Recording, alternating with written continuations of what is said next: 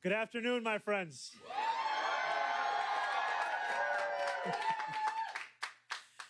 Today is the start of a new era for New York City. It is Inauguration Day.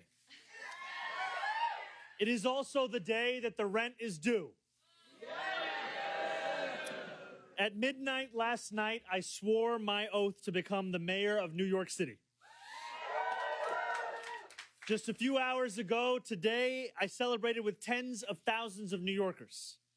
Many of them left our ceremony to return to houses and apartments that do not feel like homes, where bad landlords do not make repairs, where rents constantly rise, where roaches crawl in the hallways and heat in the chill of winter comes rarely, if ever. These New Yorkers voted for a new day for our city because the past one is clouded by housing insecurity and instability, where they cannot afford a life of dignity in the city that they love.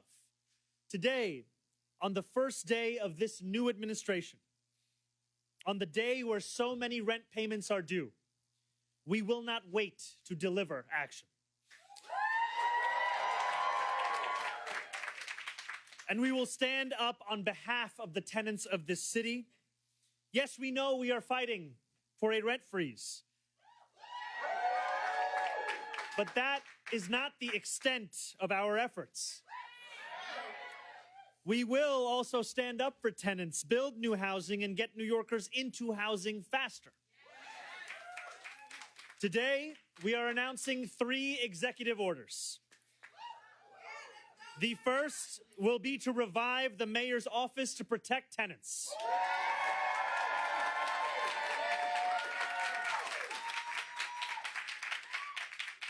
We will not compromise on housing quality. If your landlord does not responsibly steward your home, city government will step in. We will make sure that 311 violations are resolved, and we will hold slumlords to account for hazardous and dangerous threats to your well-being. The second is to create a LIFT task force. LIFT stands for Land Inventory Fast Track, to leverage city-owned land and accelerate housing development. The task force will review city-owned properties and identify sites suitable for housing development no later than July 1st of this year. The last executive order is the creation of the SPEED task force. SPEED standing for Streamlining Procedures to Expedite Equitable Development. This task force will identify and remove bureaucratic and permitting barriers that drive up costs and slow housing construction and lease up, making it more affordable to build and easier to access housing across New York City.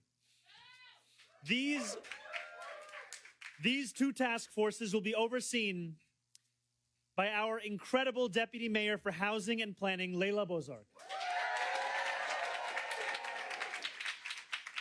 These are sweeping measures, but it is just the beginning of a comprehensive effort to champion the cause of tenants too long ignored and homes too expensive. We are here today at 85 Clarkson Avenue. This building is owned by Pinnacle Realty, a notorious landlord whose name is all too familiar to far too many renters in New York City. Thank you. Tenants like Josie Wells, who we will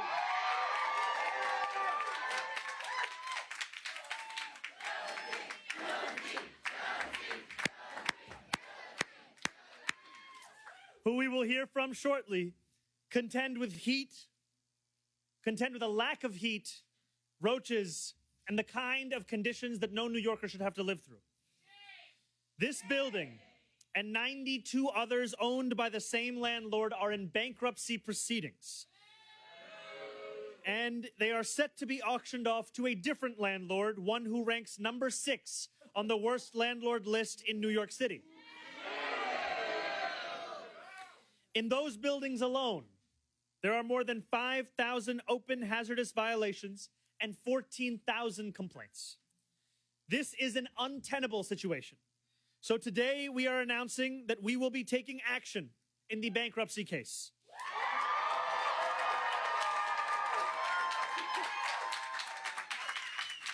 Stepping in to represent the interests of the city and the interests of the tenants and say, once and for all, who this government will be fighting for. I have directed my nominee for Corporation Counsel, Steve Banks, to take precedent-setting action in the bankruptcy case on behalf of the renters of this building and of the thousands of other renters across New York in similar situations. We are a creditor and interested party. The city is owed money that Pinnacle never paid. And we will fight for New Yorkers' interests to safe and habitable homes. In doing so, we will protect tenants already long neglected from further neglect. And we will mitigate the significant risk of displacement they currently face. For too long, bad landlords have been allowed to mistreat their tenants with impunity. That ends today. No longer will government turn a blind eye as working-class New Yorkers, many of them in neighborhoods of color, are treated as pawns in a game where landlords never feel the consequences of those kinds of actions. Lastly, but certainly not least, you cannot hold such violations of the law to account unless you have a proven, principled, and tireless fighter at the helm. That is why I am proud today to announce my friend, Sia Weaver.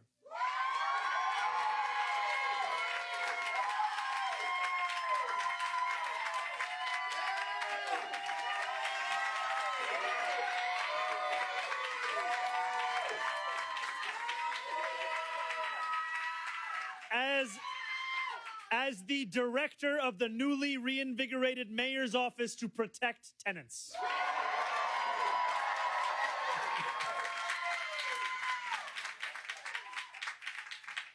Sia has a peerless record of standing up for tenants in our city.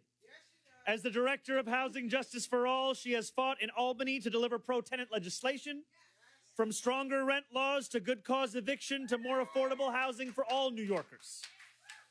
We are creating the mayor's office to protect tenants, with Sia leading the charge because this work has too long been relegated to an afterthought.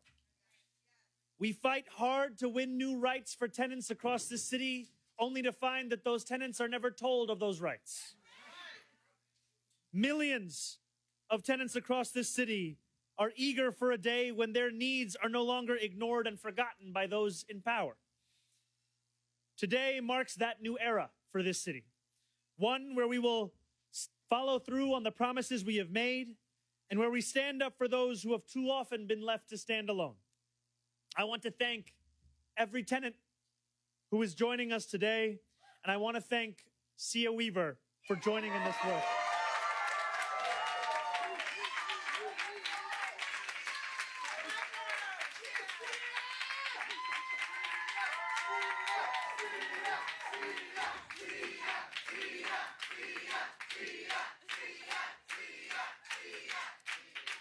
It is now a great pleasure and an honor of mine to introduce the new Executive Director of the Mayor's Office to Protect Tenants, Sia Weaver.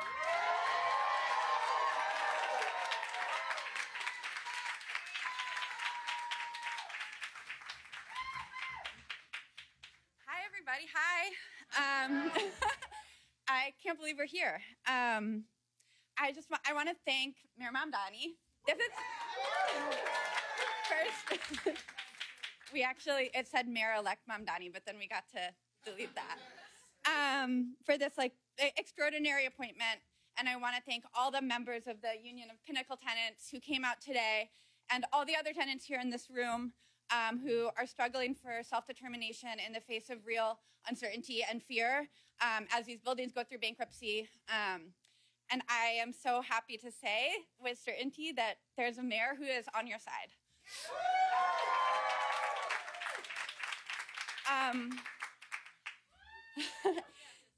7 years ago or more, maybe 6 or 7 years ago, Zohran was not yet in office, but he was thinking about his future, our future, everyone's future, and he asked me what the most ambitious thing a new member of the New York State Assembly could do to protect tenants from price gouging, unsafe living conditions, and from landlords who demand way more than their fair share.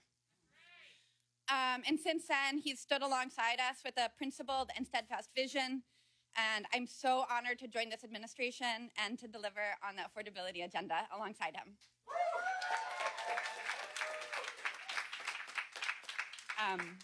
The affordability agenda starts with the rent. Too many New Yorkers are worried about the first of the month today. They're worried about paying for costs, even though our conditions are bad and getting worse. A rent freeze in the face of the fact that our living conditions are worsening every single day makes so much sense. New York is a majority tenant town. 70%. We are bus drivers, childcare workers, grocery store staff, teachers, nurses, and we're the people who take care of the shared city that we all live in. Every month on the first of the month, like today, when we pay our rent, we're the ones who are ensuring that the lights come on and our city moves forward.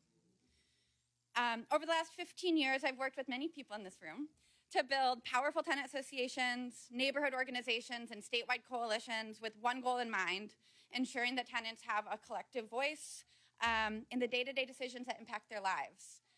And I am really excited to continue that work now in this new role, starting today.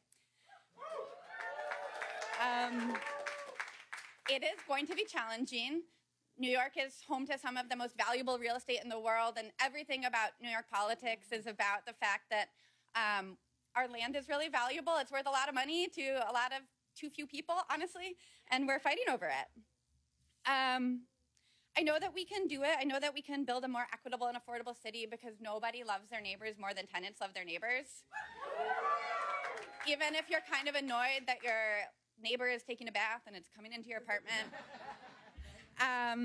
The solidarity that I've experienced in a tenant association where people from all different backgrounds come together to fight together against leaks or rats or for safety, affordability, a say in what happens every day is the strongest solidarity I've ever experienced. I've been so blessed to be part of the tenant movement in New York City. It's brought me into rooms I never would have been in otherwise, and I can't wait to keep doing this work with you guys.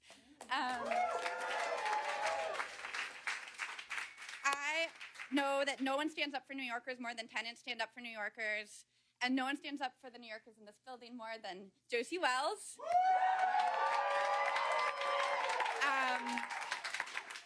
So thank you, Josie, for opening us up into your home today. It sort of turned it into a zoo.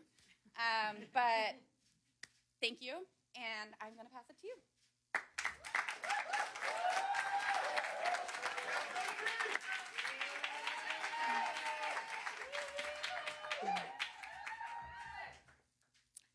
Thank you, everyone. Okay. The other day, I found myself rereading James Baldwin's essay, Fifth Avenue Uptown. It's a piece I've returned to many times, but this time, one passage stopped me cold. Baldwin writes, "They patiently browbeat the landlords into fixing the heat, the plaster, the plumbing. This demands prodigious patience, nor is patience usually enough. In trying to make their hovels habitable, they are perpetually throwing good money after bad. Such frustration, so long endured, is driving many strong, admirable men and women whose only crime is color to the very gates of paranoia." He wrote those words 65 years ago in 1960, yet they read as if they were written for this very moment. Today, in many Pinnacle apartments, you'll find dirty walls that haven't seen a fresh coat of paint in years, cabinets hanging precariously in kitchens and bathrooms, Crack plaster zigzags across ceilings and hallways. And disturbingly, these are among the least shocking conditions that tenants endure. These living conditions are not abstract to me. I grew up in this building and have watched it fall into disrepair. In my mother's apartment, a section of the hardwood floor has rotted. Despite repeated complaints to the landlord, that patch of flooring remains crumbly, discolored, and unrepaired. It has been that way for 7 years, long before Pinnacle filed for bankruptcy this spring. Pinnacle gambled on making our housing less affordable and our lives more miserable. Now, having failed, they want to auction off our homes to yet another corporate slumlord. But Pinnacle tenants across the city refuse to accept this cycle of neglect. We banded together to demand safe, stable homes where we can live with dignity. I stand shoulder to shoulder with tenant associations recently formed across more than 50 buildings in Flatbush, Crown Heights, Park Slope, Harlem, Washington Heights, Inwood, Astoria, and Jackson Heights. In that fight, the Union of Pinnacle Tenants learned a thing or two about how to make a ruckus. Lessons passed down by the Crown Heights Tenants Union. The grassroots organizing CHTU began 13 years ago has grown into something far larger than anyone could have imagined. That swelling sound became a symphony, and from it emerged the Union of Pinnacle Tenants. And in this orchestra, I found my voice. And I have learned that when you make noise, or as the late great civil rights activist John Lewis said, when you get in good trouble, some will dismiss it as just that, but others will lean in and listen. That is why the Union of Pinnacle Tenants is deeply honored that one of the very first acts Mayor Mamdani has taken is to visit a Pinnacle building, stand in solidarity with our fight, and announce the creation of the Mayor's Office to Protect Tenants.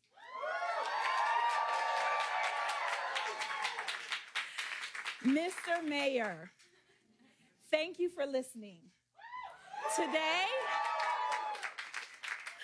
Today, we feel heard. And I'll now pass it back to Mayor Mamdani.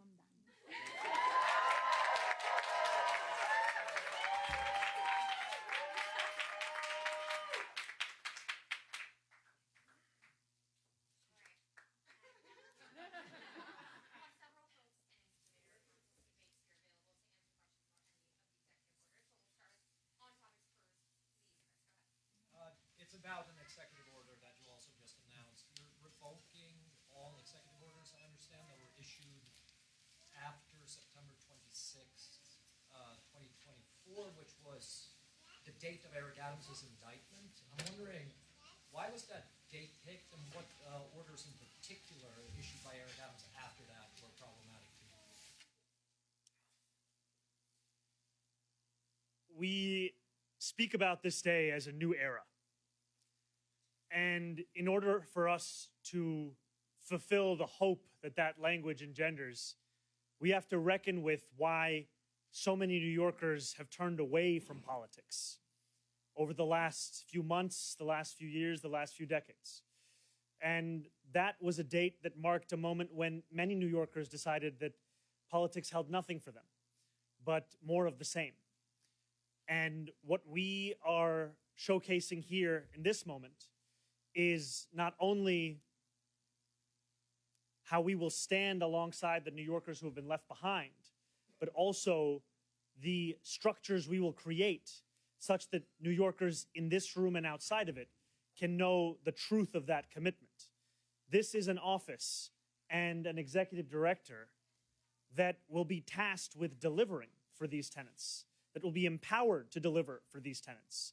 And I stand also alongside a state assembly member who has ensured that this work, this struggle, this issue is one that is never lost in the headlines of this city.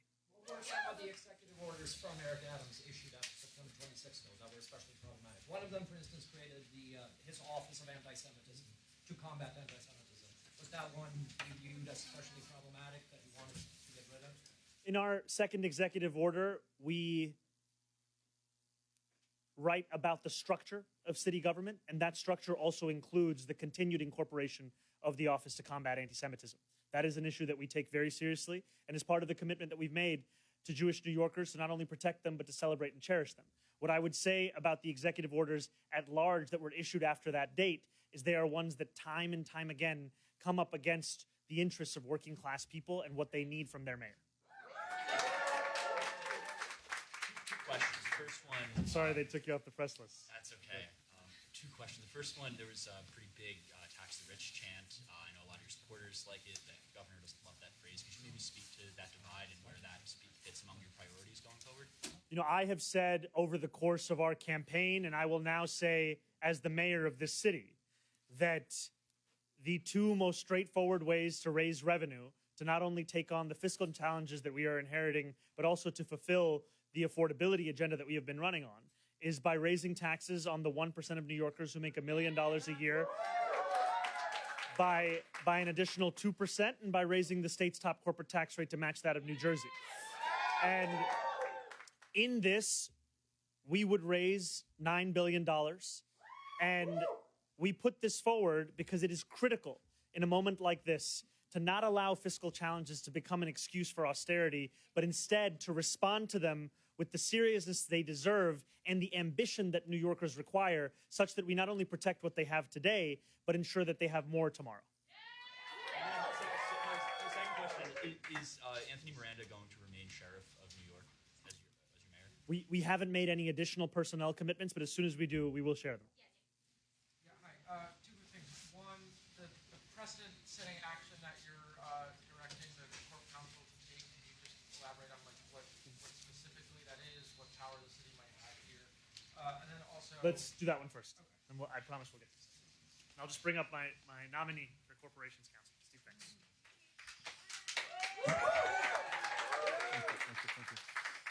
you.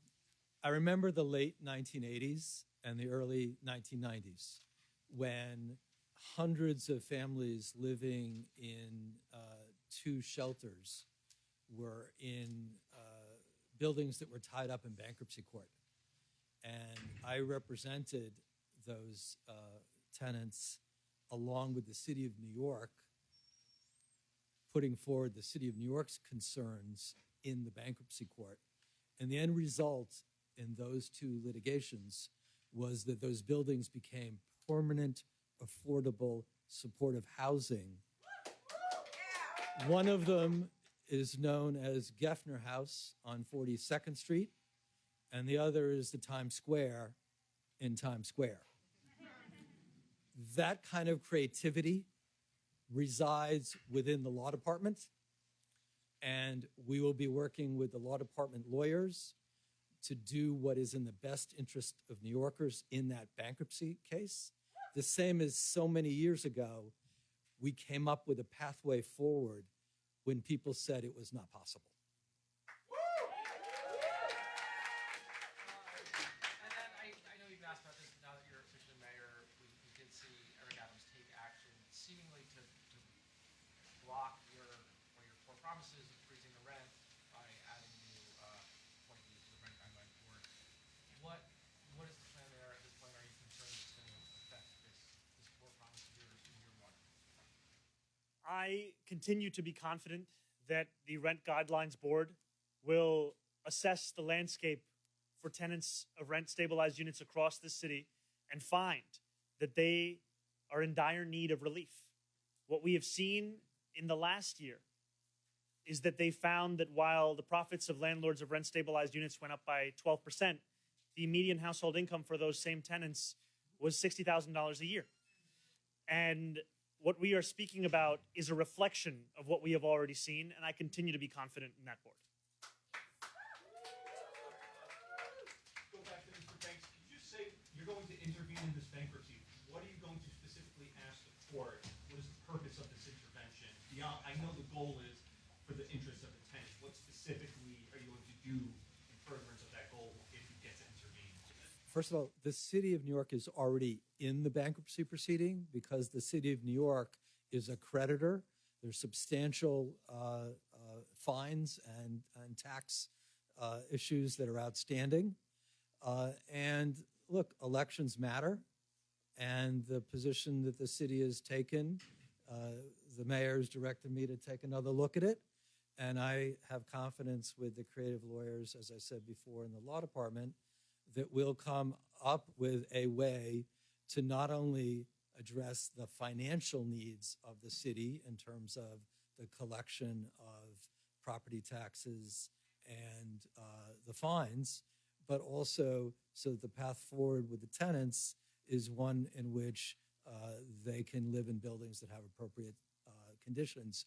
We did it before, the city of New York, together with the Legal Aid Society in the late 1980s and the early 1990s. We're going to apply that same creativity in a proceeding in which the city is already part of the proceeding. You're already in as creditor, so you're going to make sure the city gets paid. But again, I just didn't hear a specific thing of what you want to do for the tenants here. Are you going to keep them in the building if it gets bought? I mean, something concrete. What are you asking the court here?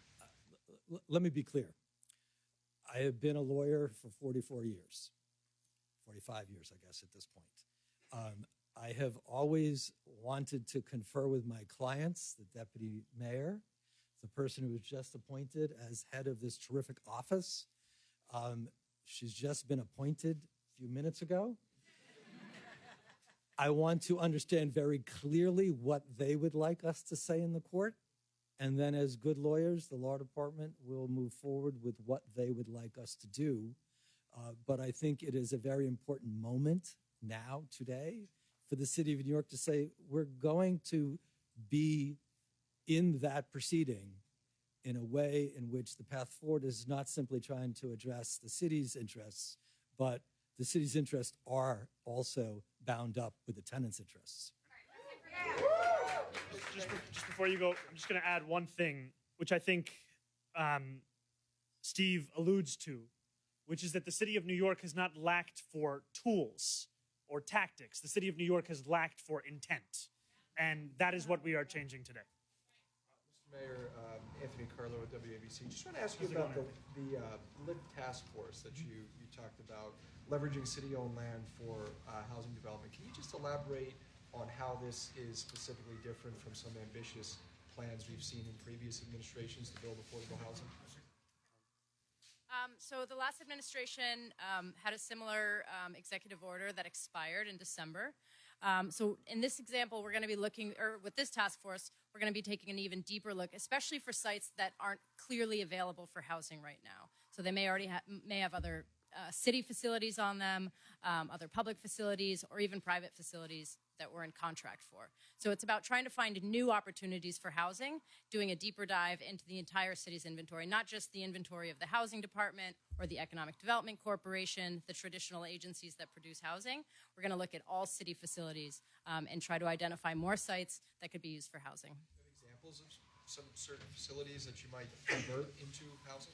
Well, where we did the announcement a couple weeks ago when I was appointed, that's the type of facility we might look for. That was a sanitation garage that we found a new site for. That's the type of example where instead of putting new capital dollars into fixing that sanitation garage, it was actually identified as an appropriate site for housing. So we put money into creating a new sanitation facility to clear the site in order for housing to be built. So that's the type of thing we'll be looking for. Thank you. All right, now the mayor is going to sign our executive orders.